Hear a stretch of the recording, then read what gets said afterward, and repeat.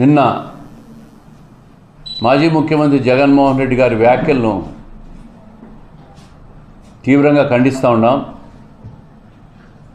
రాష్ట్ర ప్రభుత్వం తీసుకున్న నిర్ణయాలను ప్రశ్నిస్తూ వార్నింగ్లు ఇస్తూ ఆయన మాట్లాడిన మాటలు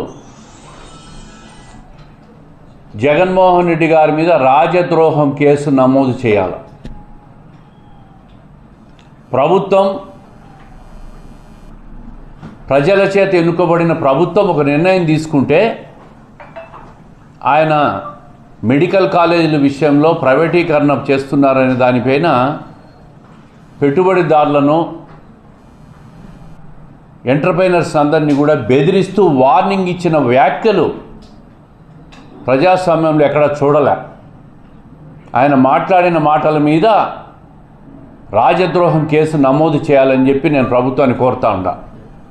అదే కాకుండా ప్రభుత్వం ఒక నిర్ణయం తీసుకున్న తర్వాత, ప్రజల చేత ఎన్నుకోబడిన ప్రభుత్వం ఒక నిర్ణయం తీసుకున్న తర్వాత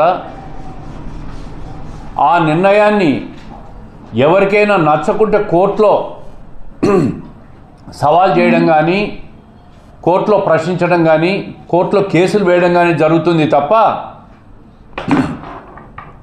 నేరుగా నా ప్రభుత్వం వస్తే నేను రద్దు చేస్తాను, ఇది వార్నింగ్ ఇస్తున్నా అని చేసిన వ్యాఖ్యలు తీవ్రమైనట్టుగా భావించాలి.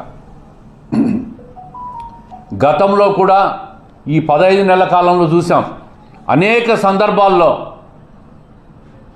ఒక ఫేక్ ఈమెయిల్స్ పెట్టడము, ఎవరైతే రాష్ట్రానికి పెట్టుబడిదారులు వస్తున్నారో, ఎవరైతే పారిశ్రామికవేత్తలు వస్తున్నారో పెట్టుబడిదారులందరినీ కూడా బెదిరించేదానికి ఫేక్ మెయిల్స్ పెట్టడము, లోన్లు రాకుండా చేయాలని చేయడము, రాష్ట్రాన్ని ముందుకు పోకుండా రాష్ట్రాన్ని నాశనం చేయాలని చెప్పి ప్రయత్నం చేస్తూ ఉన్నాడు. గతంలో మీరు అధికారంలో ఉన్నప్పుడు 2019-24 మధ్యలో రాష్ట్రానికి గతంలో వచ్చిన పెట్టుబడిదారులందరూ ఎంఓయూలు చేసిన వాళ్ళందరినీ కూడా భయభ్రాంతులు గురి చేసి రాష్ట్రం నుంచి వదిలిపోయే విధంగా చేసినారు. రాష్ట్రంలో అభివృద్ధి లేకుండా, పెట్టుబడిదారులు ఎవరు రాకుండా, ఇన్వెస్టర్లే రాకుండా పారిపోయిన విషయాన్ని మనం చూసాం.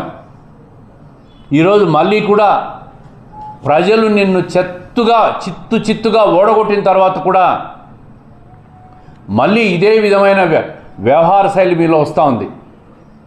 అంటే పెట్టుబడిదారులందరినీ బెదిరించడం,